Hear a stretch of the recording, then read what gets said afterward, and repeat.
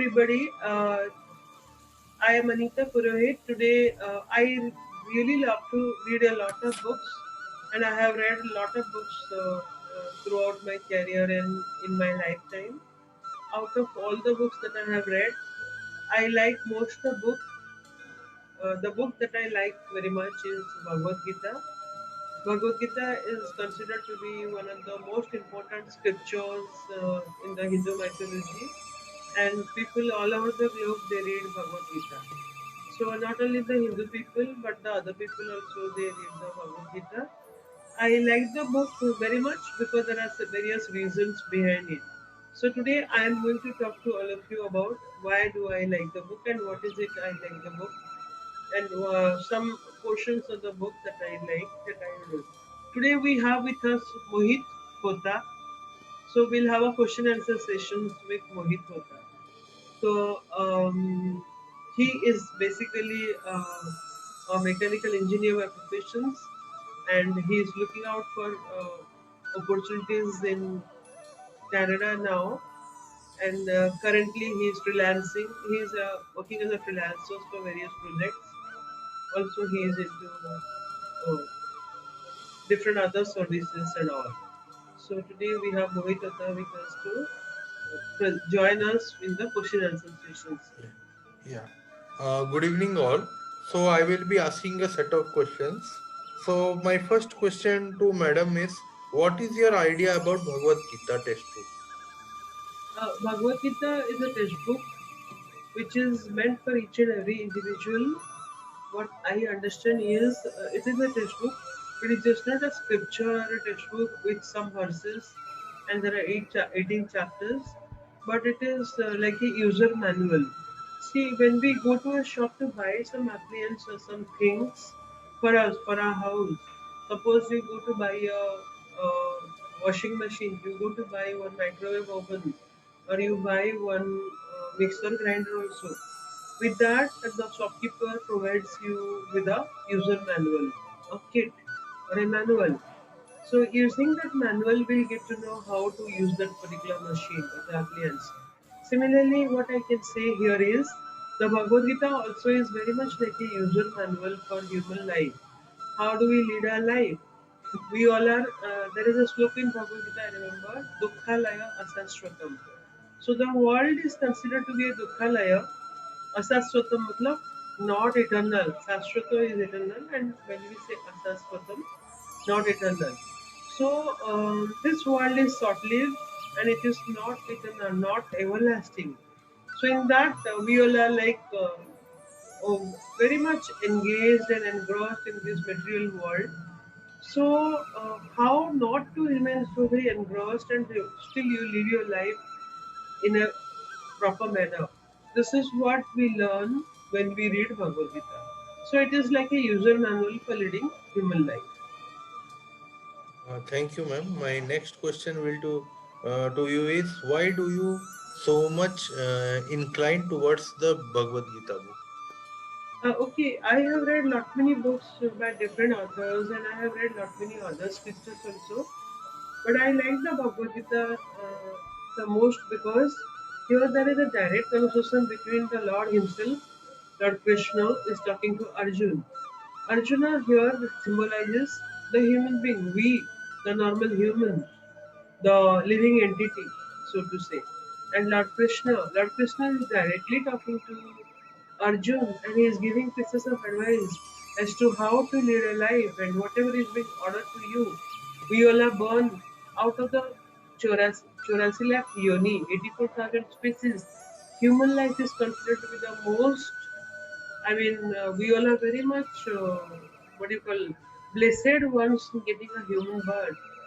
Below the human life, there are other species of out of the 84,000 species. They all are lower in their birth.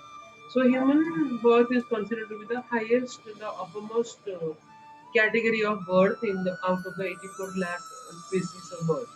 So Arjun symbolizes one person in the material world, the we, the living entity. So Lord Krishna is directly advising Arjun to live a good life. So that is the reason here we are getting direct advice as to how we lead our life. That is the reason I like, because the Lord Himself is talking in Bhagavad Gita. So we are getting direct advice from the Lord. So that's the reason I like the book very much. Okay, ma'am. So my third question to you is, what is the book all about? Okay, it talks about what is soul, what is God, what is spirit, what is God. We are not, we as human beings, we should understand who am I, what am I for here in the earth, why I'm born, what is the purpose of my life. These all things are explained. So when I ask questions, who, why, what, all the questions are answered through this book to me.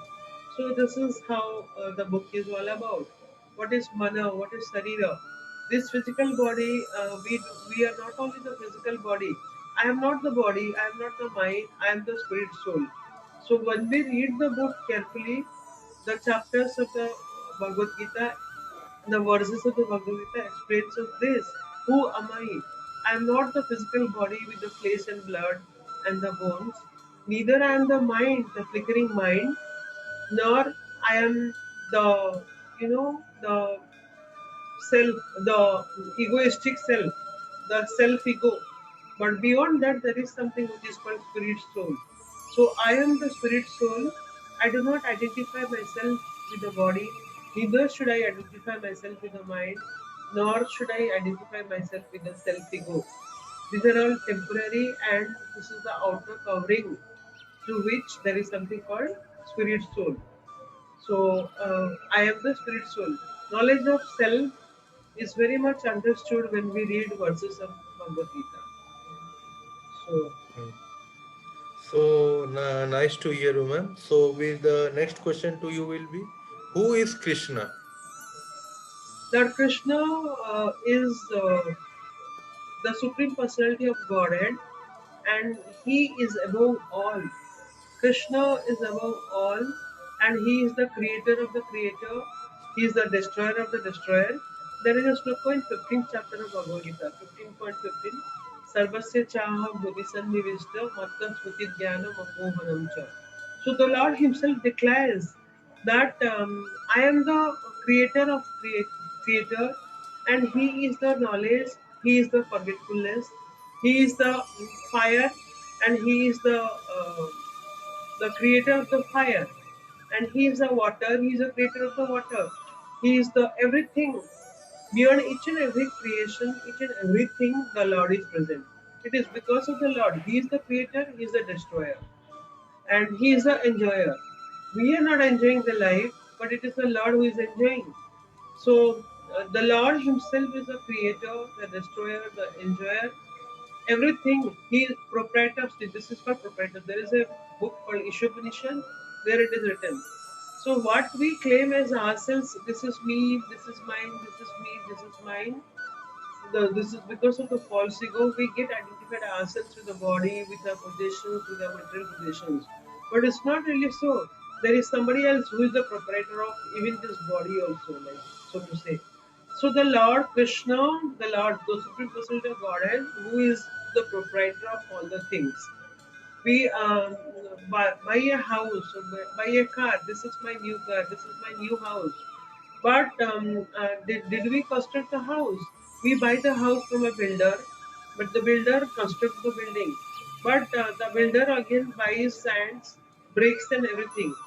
And is the builder buying the earth, the clay, or the sand? Bricks are being made from clay. We have to molten the clay, and then the bricks are prepared. So then again, when we go to the root of the thing, we'll come to the conclusion. The earth or the clay, who is prepared? Who has prepared the clay? The water, the fire, the air. Behind everything, there is a creator. So that is the Lord, the Supreme Personality of Godhead. So once we understand the root of everything, then all our ego vanishes in a moment. So this is how it is. Lord Krishna is a creator, is a destroyer of all, each and everything, all the entire mankind. What is happening behind? There is a saying called, not even a leaf, झाड़ का पत्ता भी नहीं हिलता है भगवान की अनुमति के बिना. So behind beyond the wishes of the Lord or without the wishes of the Lord, even I mean, air also will not blow from one point to other point. So this is what it is like. So the Lord is a creator, and Lord is a sustainer, and Lord is a enjoyer, Lord is a destroyer of each and everything. So that is Krishna. So can you say something about Arjuna? Yeah, Arjuna is depicts we the living entity, the living entity. It is like the relation between the Lord and the living entity is like it is like Vibhu and Anu. Vibhu, when we say that is ocean, the vast ocean, Anu is one droplet of water from the ocean. So when we take one droplet of water from the ocean, it is like the qualitatively it is same. You take one and test that one droplet of water, it will be saline by test. And when we take again dip our finger in the ocean and again test, it will also be testing saline. So qualitatively it is one and the same. When we look at like Vibhu and Anu, as I said, qualitatively, it is one and the same. The quality remains the same here in the drop of water and also the vast ocean of water. But quantity wise, it differs. So it's a small droplet of water and there is a vast ocean. The same thing happens when we look at the living entity and the Lord. So the qualitatively we it is the same. It's the same. But quantity wise, it differs. So that is what it is like. So Okay. Arjun depicts the living entity and we the human being, which represents who is in the world, and he is ready to take action now after getting the advice of Lord Krishna. So coming to the next question, what main uh, what main teachings we get from Bhagavad Gita?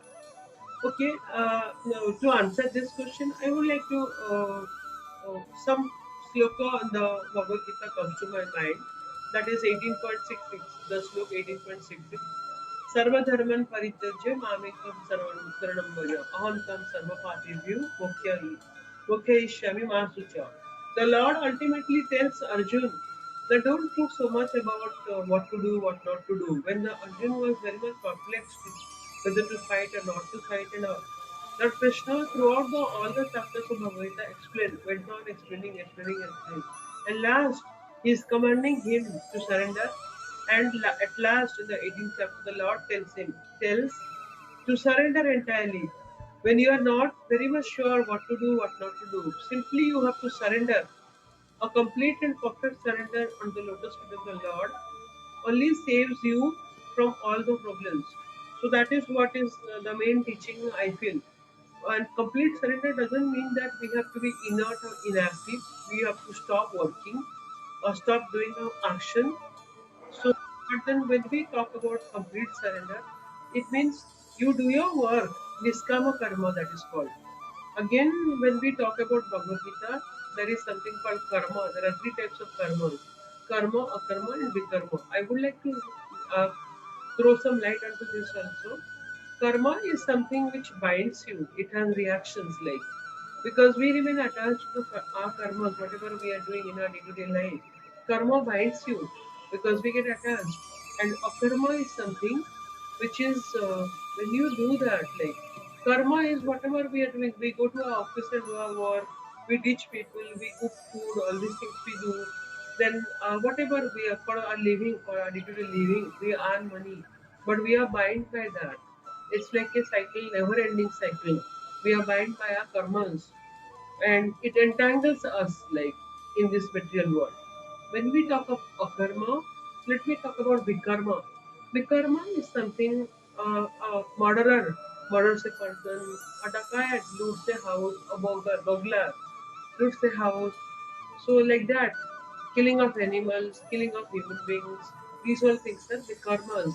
Something which is not to be done, but somebody does it like. So he or she has to bear the fruits of his karma, vikarma. This is called vikarma. Negative actions are called vikarma. And there is a third category of karma which is called akarma. When akarma means you do something but you are not attached to that. You do it just for the sake of the Lord.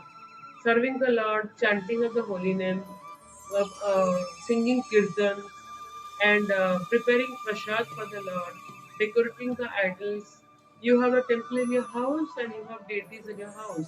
You dress them, clean the idol, clean the temple, decorate the temple, decorate the Lord, offer them prasada, sing kirtan, and then some people, there are preachers in the temple also. They preach people about what is spiritual life, what is Bhagavad Gita, how to live life, and all. Preaching also is an activity which is akarma, which falls under the category of akarma.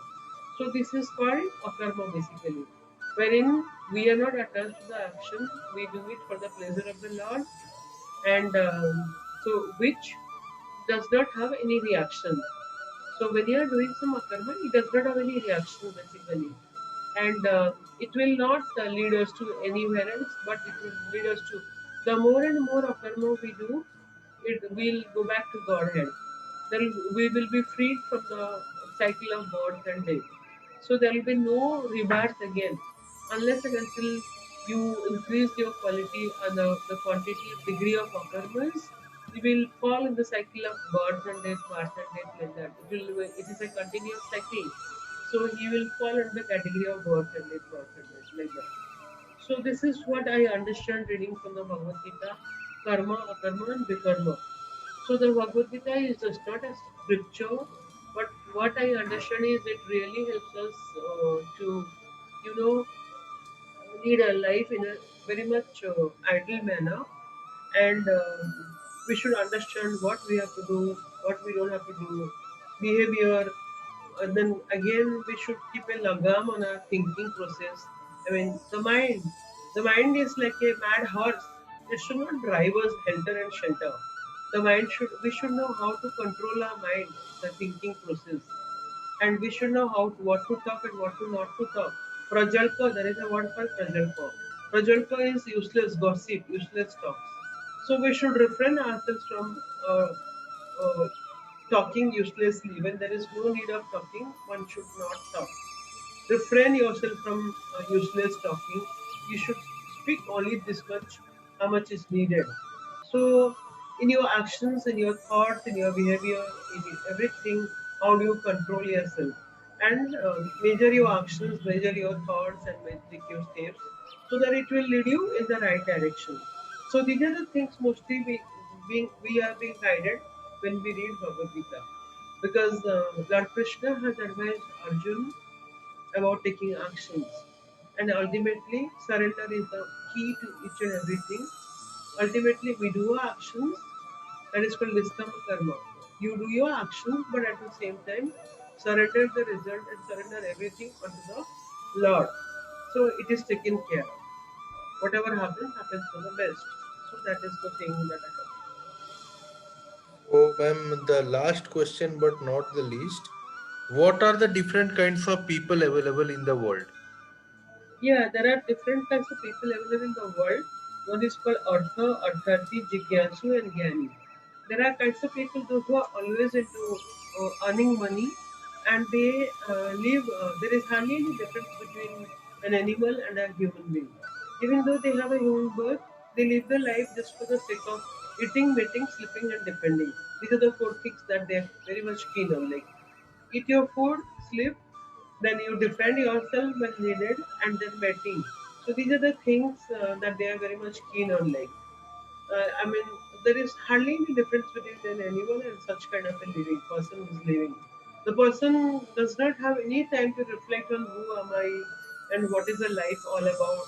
One should have some self-reflection, spend some 5 minutes or 15 minutes in a day to reflect why we are here on the earth, what is the purpose of our life, and what is my relation with God.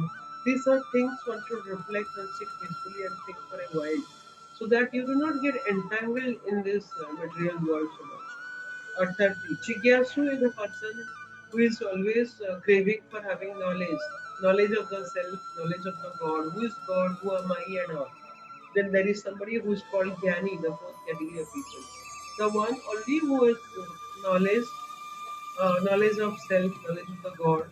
Mostly the spiritual masters and the leaders, those who are considered to be Jnanis, those who are ready to guide others to lead an ideal life and lead the life of which is needed.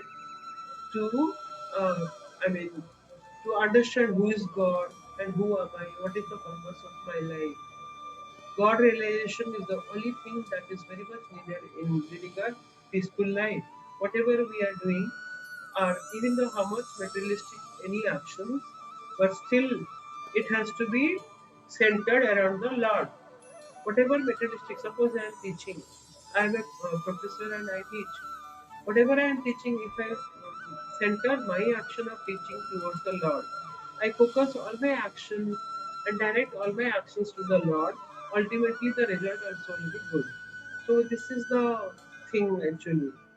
So the four category of people, Jigyasu and Gyani, they are considered to be the superior category of people. Those Jigyasu is the one who is always ready to learn and he has a lot of questions to be answered and who is ready to learn and understand things.